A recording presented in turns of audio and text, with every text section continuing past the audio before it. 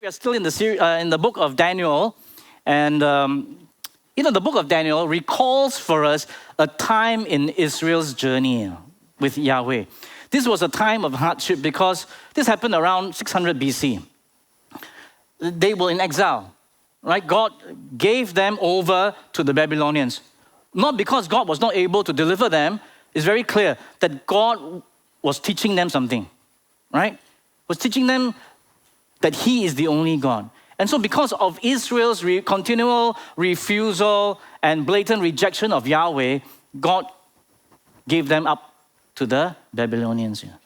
But you can still see God's mercy and grace because while they were in exile, God raised up protectors for the Jewish people. People like who? Daniel, his three friends, and his friends. Right? God elevated them miraculously to positions of influence to take care of the welfare of His people. And so today we are in Daniel chapter 3. The story goes on. Let's listen to the audio book.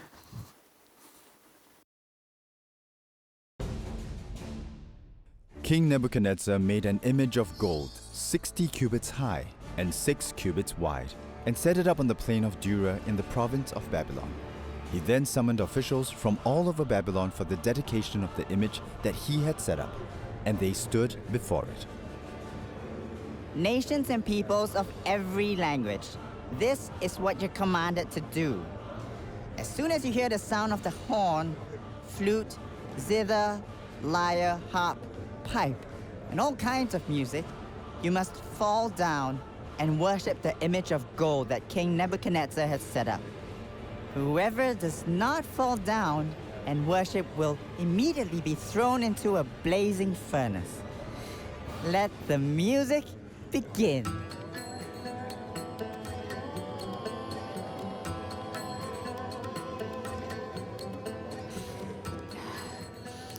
Your Highness, Ahasunu the astrologer requests an audience. May the king live forever. You have issued a decree that everyone must fall down and worship the image of gold. But there are some Jews whom you have set over the affairs of Babylon who pay no attention to you, your majesty. Who are these rebellious fools who dare defile the will of the king? Bring them before me.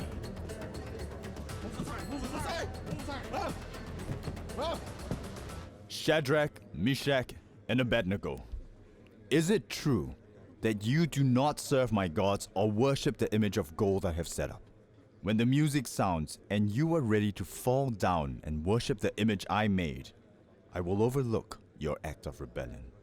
But if you do not worship it, you will be thrown immediately into a blazing furnace. Then, what God will be able to rescue you from my hand? King Nebuchadnezzar, we do not need to defend ourselves before you in this manner. If we are thrown into the blazing furnace, the God we serve is able to deliver us from it, and He will deliver us from your majesty's hand. But even if He does not, we want you to know, your majesty, that we will not serve your gods or worship the image of gold you have set up. With this, King Nebuchadnezzar was furious and ordered the furnace heated 7 times hotter than usual, and commanded some of the strongest soldiers in his army to tie up Shadrach, Meshach, and Abednego and throw them into the blazing furnace. The king's command was so urgent and the furnace so hot that the flames of the fire killed the soldiers as Shadrach, Meshach, and Abednego fell into the blazing furnace.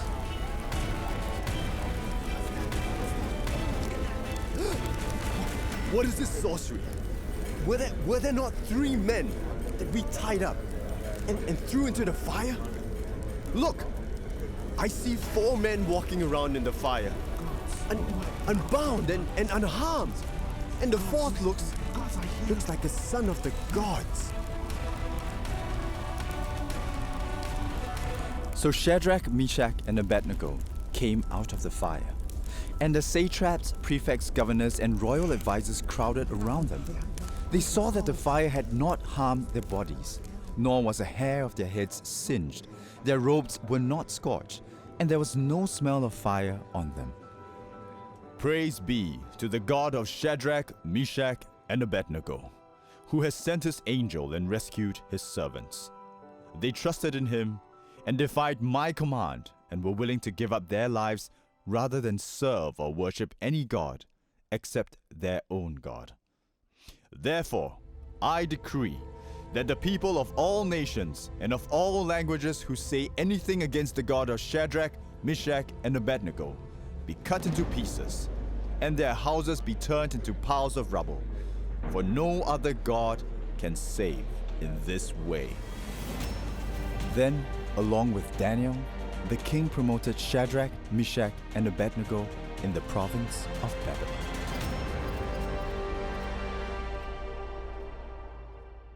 Okay, wake up, wake up. That's amazing work, right, from our media.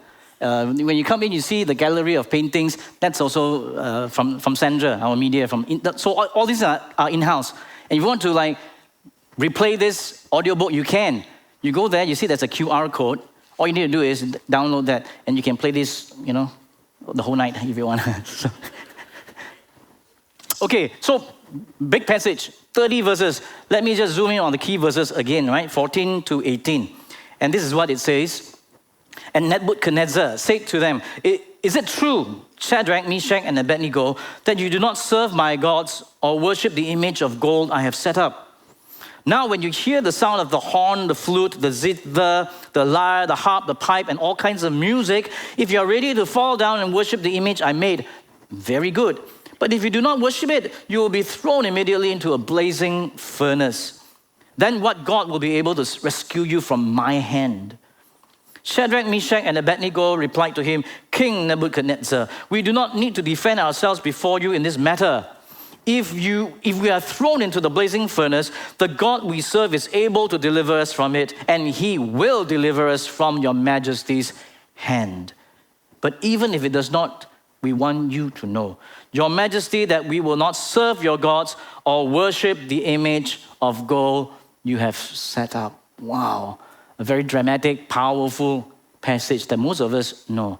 And in fact, the whole idea of this blazing furnace, this fiery furnace, has become for us a metaphor of a trial, a challenge, a test that we go through sometimes. What kind of test? It could be a test of our health, test of our relationships, our marriages, our finance. It could be any. So we call these things like a fiery furnace. But you see, this fiery furnace, this test was a test that was just waiting to happen, because Israel they were in exile. So the exiles in a foreign land with foreign gods, a worship war is bound to happen sooner or later. In fact, you can see from this 30 verses that 11 times the word worship is used. One time on its own, 6 times with the word bow down. So to bow down is not just a physical thing. To bow down means to worship. And then another 5 times, 5 plus 6, 12. My calculation is not correct. So another 5 times, the word worship is connected with serve. So this act of bowing down is not just a physical thing. It's worshiping and serving this image of gold. So that's why today's message title is Bow Down. Right? Bow down, or don't bow down, okay? Big idea, what's the big idea? Discern the idols of the world and bow down only to God. You see, the series theme is called Discerning the Times. And so here we are reminded and instructed to discern the idols of this world and bow down only to God alone. From this passage, we can surface 3 kinds of idols. And so I just will look at the 3 kinds from this passage. The first we want to look at is called the idol of pluralism. Pluralism. Babylon was a pluralistic society like ours. Meaning what? Meaning there was no singular culture, but a diversity of culture, language, race, and of course, religion. And so you see, when he made this big image of gold, it was supposed to be a unifying device, so that all the disparate faiths will come together and worship one, right? But it wasn't just religious; it was really more political. He wanted everybody to come on a certain day. It was a test of the people's allegiance and loyalty. This day must come on a certain day. So what did they do? Of course, the first test was attendance. Are you going to be there? They are marking attendance. Who is not here means you are defying the command of Nebuchadnezzar. So first one was the test of attendance. The second was what? Obedience. Whether now you are here. This was a very elaborated or elaborately orchestrated event. So there were cues given. At the cues of what? The music. When the music starts to play, you know it's time to bow down. Okay? So, but here in Singapore, right, of course, we champion and we promote what we call not just racial harmony, but religious harmony. What does that mean? That means all peoples can have the freedom to believe in whatever God they choose to, right? Without coercion. We don't force people. But while all peoples have equal opportunity to equally practice what they believe in, as far as I think God is concerned, gods don't have equal claim on right? It cannot be, right? Because gods themselves have different agendas. So there cannot be a plurality of gods. And so religious pluralism was incompatible with the faith of the Hebrews. Okay, let me explain. What do I mean by that? You look like you don't know what I just said. It was incompatible because of two things. First, it was a violation of the Second Commandment. And what's the Second Commandment? Yes, Exodus 20 tells us what the Second Commandment was. You shall not make for yourself an image in the form of anything in heaven above or on the earth beneath or in the waters below. You shall not bow down to them or worship them. For I, the Lord your God, am a jealous God. So this is a commandment against idolatry. You cannot make God into any image. First, because God is spirit. Right? Secondly, because he has made his image. Who? He has made us in his image, right? But our image became flawed and corrupted. So Jesus came in Hebrews, it tells us that Jesus was the exact representation of God. Jesus was the exact, he was the image, perfect image of God. We were made, but we, corrupted it. But Jesus came back to restore the image. So the image of God is not in things, cannot be in idols. It must be in the people that he has made like him. So this one, when we look at idols, very easy. When you read this story, it's really kind of like cartoonish. It's like so obvious. Because this image that Nebuchadnezzar built was 9 stories high. They said 27 meters high. You know how broad was the width? Only 2.74. So kind of funny, right? So some idols like this, it like cannot make it one. So some idols, are outright and external. You can see them a mile away.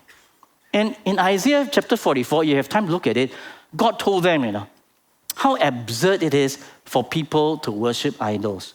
And what God said was, this man went to the woods, right? He go and chop down a tree. From the tree, he go and use some to burn to keep him warm. And he used some to go and roast his dinner. And then with the leftover, he go and make into something, and then he bows before it. He said, he's asking Israel, don't you think that that's ridiculous? How can that pass? How can that pass your logic? And then these gods are dumb, deaf, right? They have no arms or legs. If there was a fire or flood, what happens? You have to rescue them. They can't rescue you. So he's telling them, look, this is absurd. And you and I, when we see an idol like that, we will be quick to say, no, I cannot bow to this idol, right?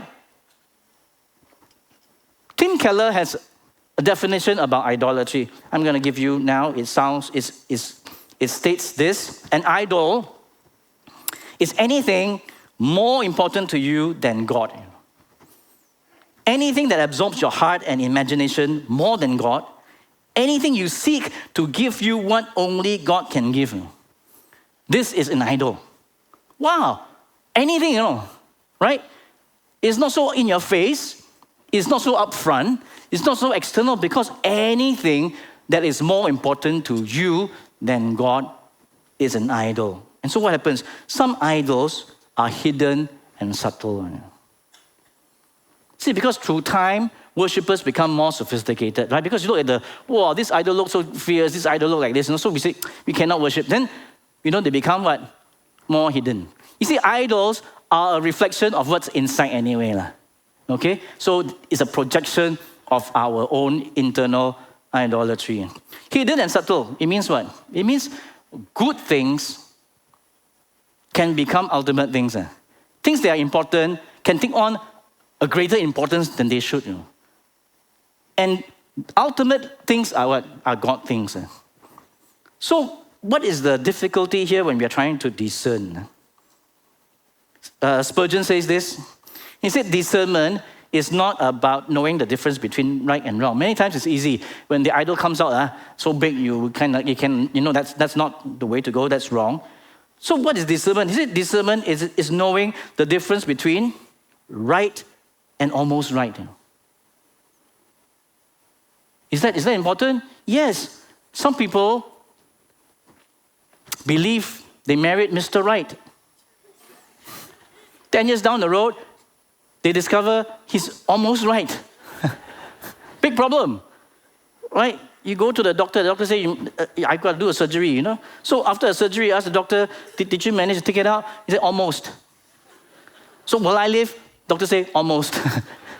So there's a big difference between right and almost right. So precision is important. We cannot just say, hey, that sounds good, that sounds correct. We have to know, is it really right or just almost right? And so straight away, we're confronted with something. So idol is not just outward. It's something can be subtle and hidden. It is anything that is more important to you than God. Anything that absorbs your imagination and your heart more than God.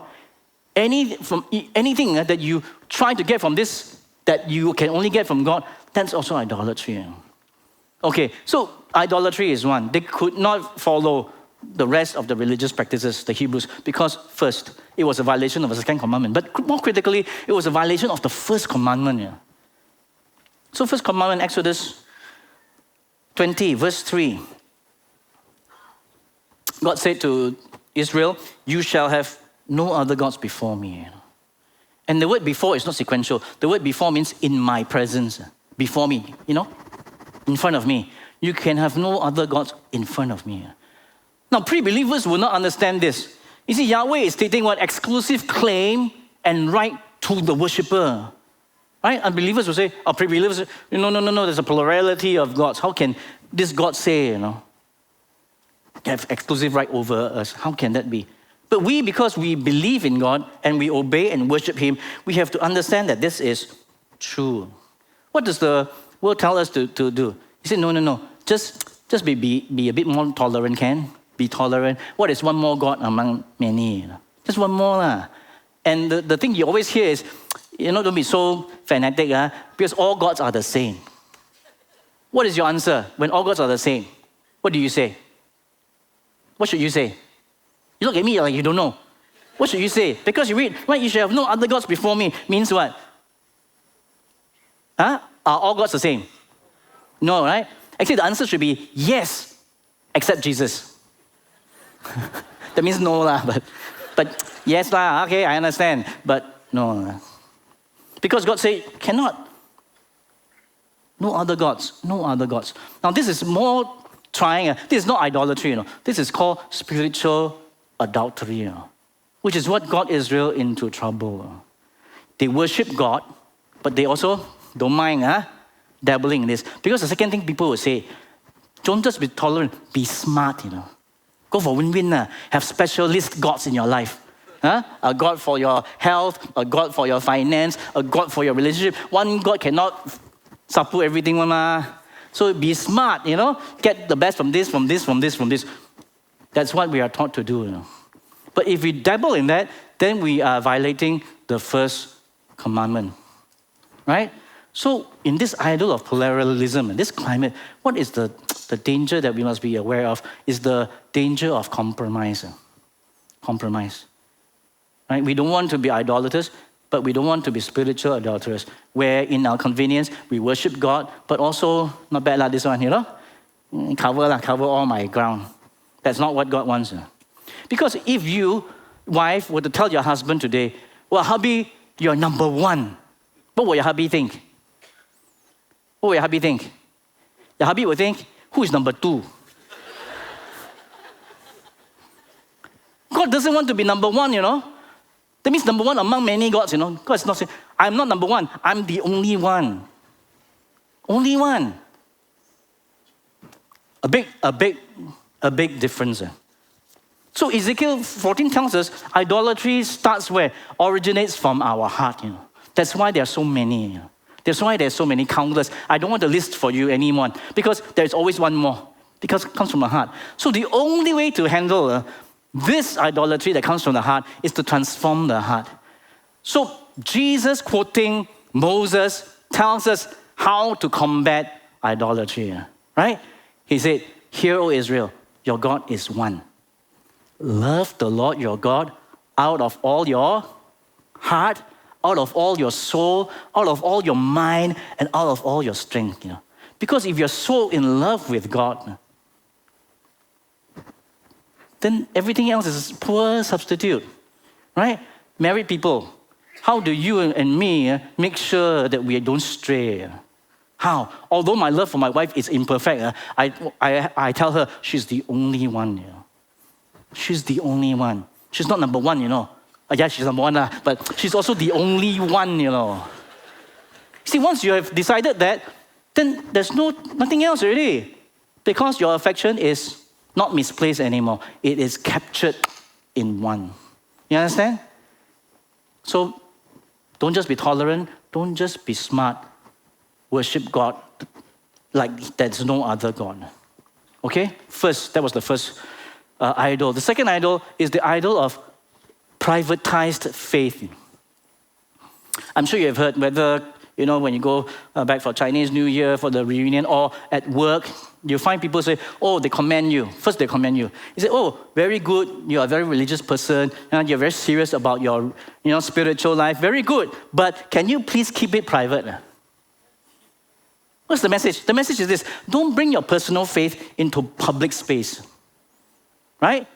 At work, you think, hey, ethically that's questionable, what is being done. But, you want to raise it up, people will say, no, I know you're very religious, you're super holy, but can you keep it to yourself or not? So that's the idol of privatized faith. First, consensus versus conviction. Consensus is what? Follow the crowd, follow the majority. What happens if the majority is doing something that is unbiblical? How do you follow that? When people tell you faith is a personal matter between you and God, just be a good, quiet Christian.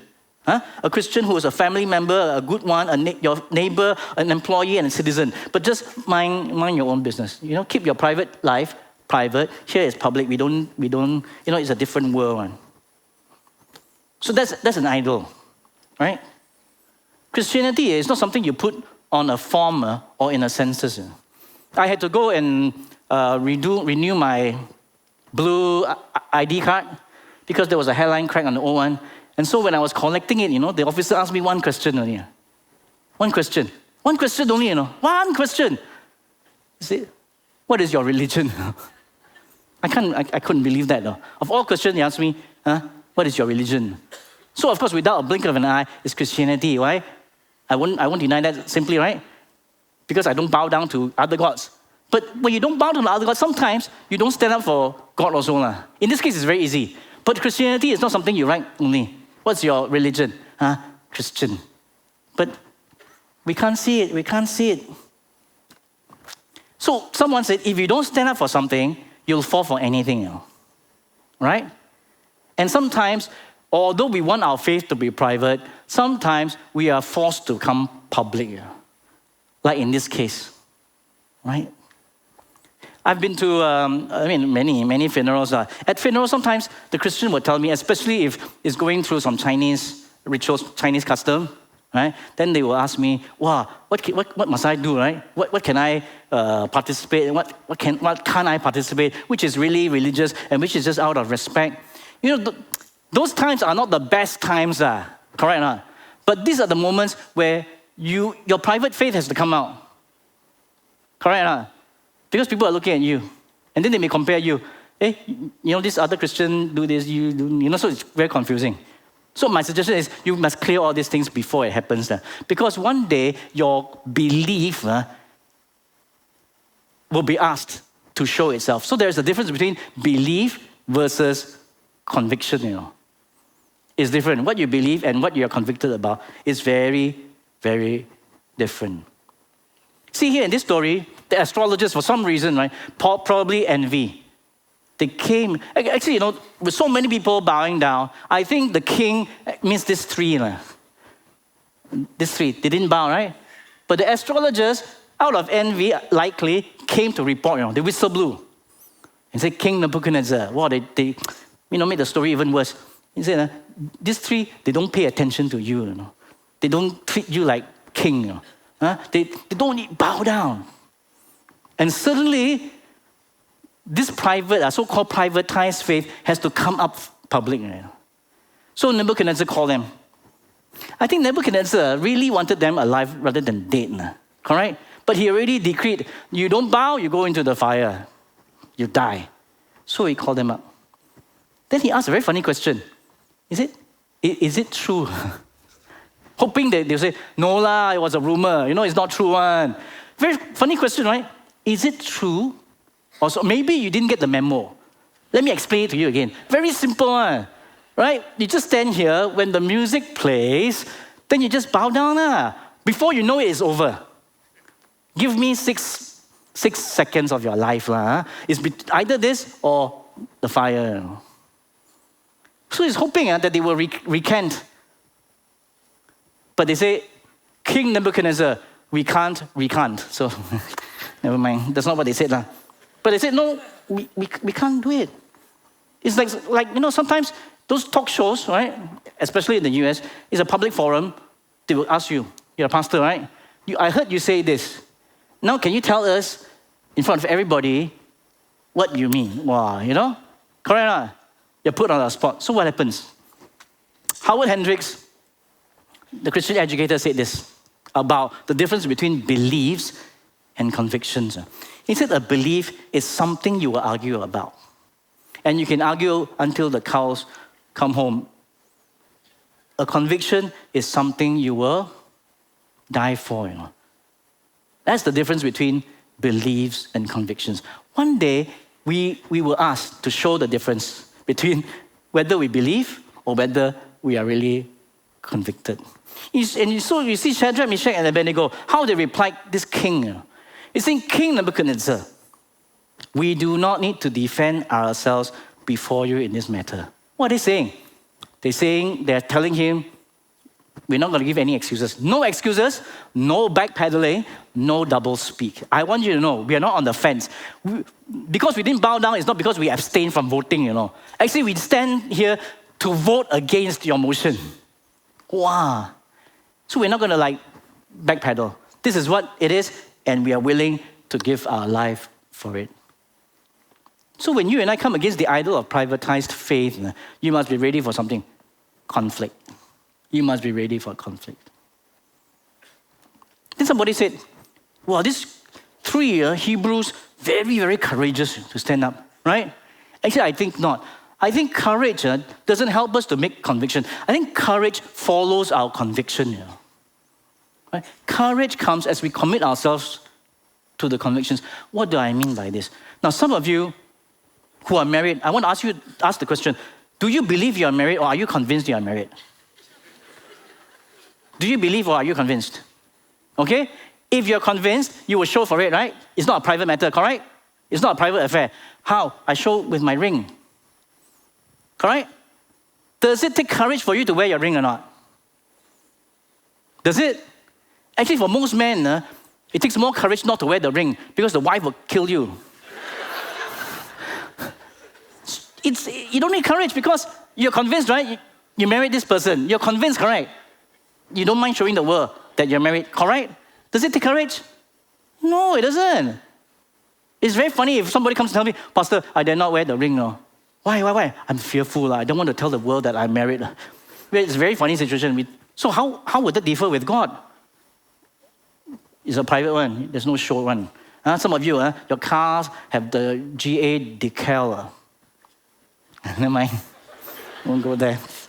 So, sometimes you're forced. You don't want to, but, Of course, share what you believe, but then live what you believe, Convictions. Okay, very important. I'm sure Nebuchadnezzar was wishing that they would just drive their faith underground. Just 6 seconds, Just bow short while, and then we can talk about what you believe later, lah. Because it will be another full year before you have to do this again. So just do it, lah. Don't think so much, just do it, and then you get spared from the fiery furnace. Why don't you just do that? Right? Long term. Look at the long term. Short term, this one you just bow a little bit. You can have it. That's the thing.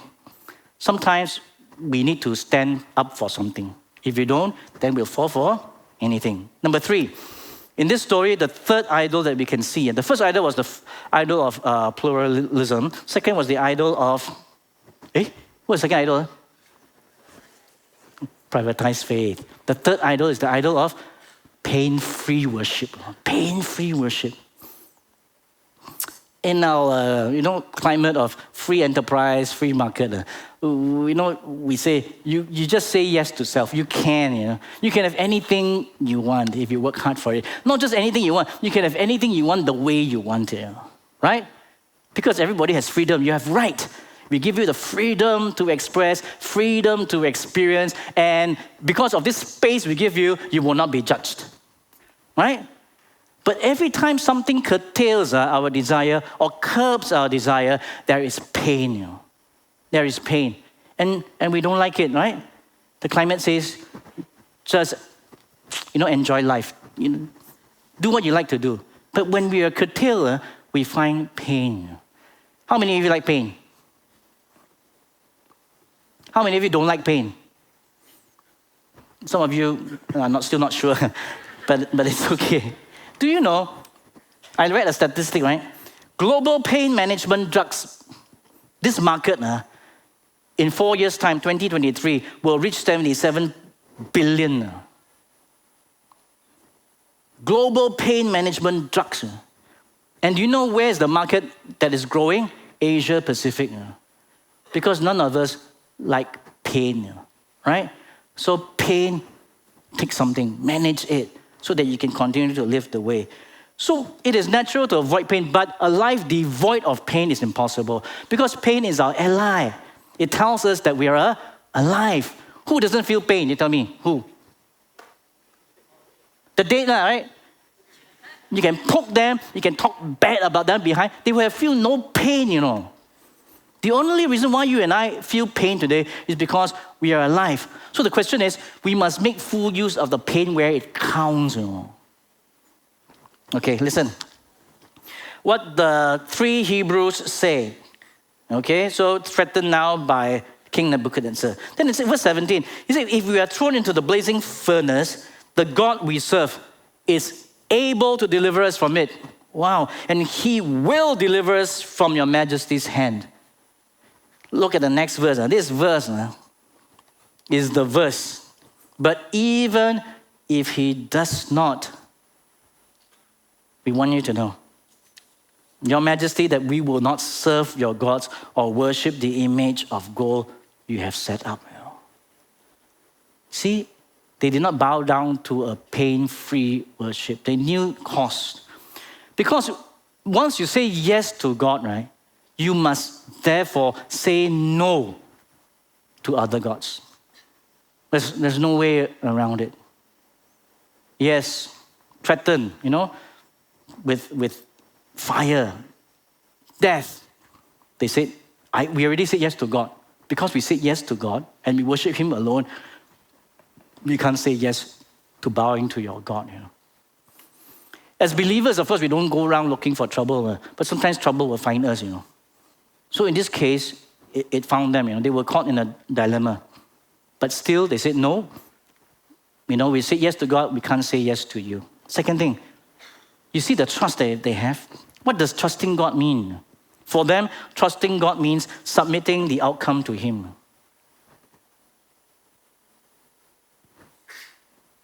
Nebuchadnezzar said, he was furious, seething with rage at their defiance. He said, look, I'm going to make it even worse. I want to make you I want to burn you so that I can discourage others who want to try to usurp me. So you're going to be my guinea pigs. You're going to be my example. I'm going to heat it 7 times hotter. 7 times means maximum, maximum heat. So that when you go inside, everybody, whoa, they will bow down to me like that. So I have to prevent this. I have to do this, And you see the way they respond, right? They say it with faith, They say, God will and can deliver me. But he might not want to do it this way, right? So it's faith, but not presumption. He said God can and will, but it's not that God must deliver me this way. God has freedom to choose. So what is this? Absolute trust is this, True trusting in God requires our absolute faithfulness regardless of consequence. Now listen, when we worship God for what we can get in return, is that called worship? Right? If we serve God so that our needs can be met, have we not confused who is the master, who is the servant? If I serve God for what he can give me, who is the master? You, right? You're manipulating God. So here, the most severe test of our faith is this. What happens when you pray to God and he doesn't seem to answer? Unanswered prayer is the most severe test of our faithfulness. Because we want him to answer, right? When I was a new believer, I said, God, I don't have a Bible. Can I have one? Next Sunday, somebody give me a Bible. Wow, so good to tell me that this God knows. He can see what is inside, He understands our needs. But that didn't go on for a long time. After a while, I learned to pray, right? Nothing happens, Because God wants to help you grow in your faith, He wants to see whether your faith is really genuine or not. Who is God? You God or him God? Who are you serving? And so 1 Peter tells us this. He said, in all this you greatly rejoice, though now for a little while you may have had to suffer grief in all kinds of trials. What is this? He said, in all this, what is all this? In the hope of the inheritance that is before you. We greatly rejoice, right? Greatly rejoice. But now, for a little while, you may have had to suffer grief in all kinds of trials. Not something you and I would like to listen to. We like to claim our inheritance straight away. He said, no, you had to suffer. Not good news for most people. But why? Why do we need to go through? This have come so that the proven genuineness of your faith, of greater worth than gold, which perishes even though refined by fire, may result in praise and glory and honor when Jesus Christ is revealed. He said, yes, there will come a time. But when you and I go through this, it's like fire purifies gold. When gold is refined by fire, all the dross is lifted out and you get more pure gold. He said the testing of the trials do the same thing. The trials make sure that the faith that comes out is genuine.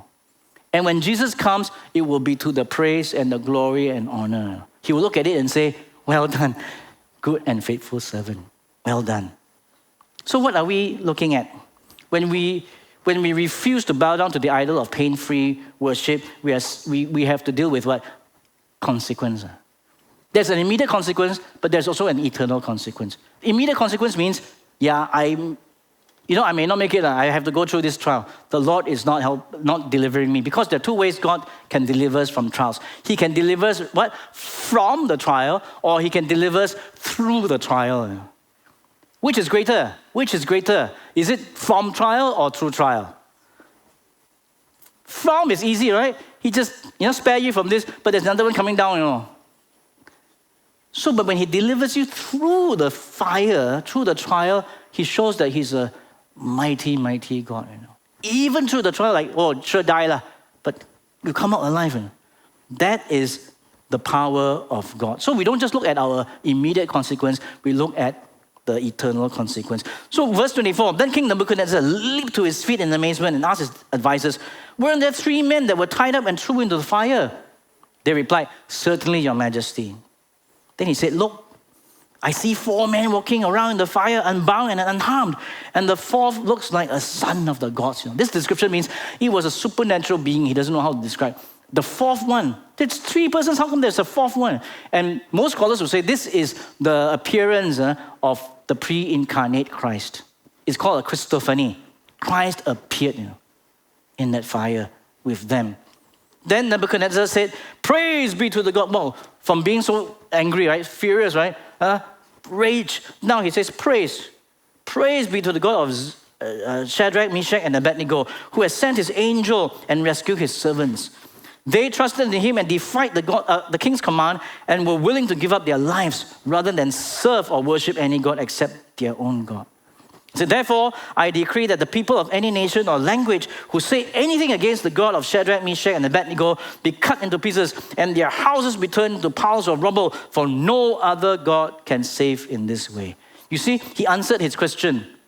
He posed in verse 15. He said, which God can rescue you from my hands? And then he answered here, no other God can save in this way. Wow. He confessed the might of God. But he was still crazy, right? Right? All people, anybody who speak against this God, will be cut into pieces and their houses turned into piles of rubble. This is called an overkill. Literally an overkill. You shouldn't do that. Then, verse 30, then the king promoted Shadrach, Meshach, and Abednego in the province of Babylon. So when God takes us through the fire, something happens. God's people delivered. God's name exalted. Even the pagan king said, wow, this God is remarkable. No God like this God. And then God's people promoted. Okay, so in this account, what do we learn? Idols are prevalent because our hearts, like John Calvin said, our hearts are idol factories. We keep producing them. And we can compromise by worshiping God and yet serve idols. And so this message tells us that we have to keep reminding ourselves this side of heaven. Because anything can become more important to you than God. You know that, right? I'm not saying that we have it. That's why we need to remind ourselves. We need to always challenge our conviction and our beliefs. Is it really? Is there no other God? When you say, you serve no other gods, right? Or you say, I worship God and there's no other, that's spiritual warfare, do you know? It's not like, I can just come and sing a few songs, it's called worship. But when you say that there's no other gods but you and you worship him as the only God, you're saying every other God is inferior. Right? You're stating the claim. You're throwing down the gauntlet, You're saying, you're challenging everybody that there is only one God. So we have to know, we cannot compromise. Idols, when revealed by the Holy Spirit, must be confronted and rejected, or they will master us. So we must take action. When we hear the word of God and God reveals to us that something more important to you than me, God says, then you must take action. Saying yes to God is always saying no to other gods. Our faith cannot stay underground, neutral, or private. And the current culture of pluralism and tolerance can be our fiery furnace. Can be our fiery furnace. Because the culture tells us, come on, don't be so, straight. What is one more God? But as Christians, our convictions will be tested by fire. You'll be tested by fire. But praise God, there is one who is with us in the fire. There is one. It's not so much, this story is not so much about the faithfulness of the three. It is about the faithfulness of the God. You see, you and I will be sometimes, we don't know how to take that stand. We don't know how to stand up to our convictions. But when we do, we find that it's not our faithfulness, it's God's faithfulness. Because Jesus, he didn't just keep it like, I don't want to tell you the truth. There are many, many gods, but actually I came to tell you the truth. There's only one God. He came to tell us the truth. And then he came to show us the way. He said, yes, it'd be nice with me and God forever. Me and the Father and the Holy Spirit forever. But I've come to show you the way. I've come to tell you that you can. So my faith is not a private faith. My faith is so that everybody can come into the kingdom. And finally, what Jesus did for us as the life is amazing. He went through the furnace for all of us, so that we don't have to go through a furnace alone. Jesus said, don't fear those that can kill your body. Yeah, you can go to the fire and you get burned. But fear what? Fear those who can take and destroy your soul. And that's where Jesus came. Jesus went through the fire for us, right? Even the furnace of hell. But he came back alive. He came back resurrected. He came back victorious to tell us that you and I, sometimes we need to go through the fires. Sometimes God doesn't deliver us from the fires. He delivers through the fires. But even when we have to go through the fire, he is not somewhere else. He is with us. He's telling us, friends, it's okay. It's not your faithfulness. You don't have to worry about that. It's my faithfulness. Jesus, I have shown you how. I am the way, the truth, and the life. And you will have nothing to fear when you go through the fire. Isaiah 43, our last passage here. It says, do not fear, for I have redeemed you. God telling his people, I have summoned you by name, you are mine. When you pass through the waters, I will be with you. And when you pass through the rivers, they will not sweep over you. Listen, when you walk through the fire, you will not be burned. The flames will not set you ablaze. Daniel chapter 3 shows us the promise that when they went through the fire, they were not burnt. They were not ablaze. Not even a hair was singed. Not even the smell of burning, you know. So the Lord is with us today. Amen? The Lord is with us today. We can stand because God is standing with us. Even at times we feel like we cannot stand. We are falling already. The pressures are too much, you know. The pressure to compromise, to avoid conflict, to live pain-free is just too much. And then we reach out to Jesus and say, Lord, you walked that way, you came back, right? Hold me, help me to go through this fire. Help me to go through this fire. Amen.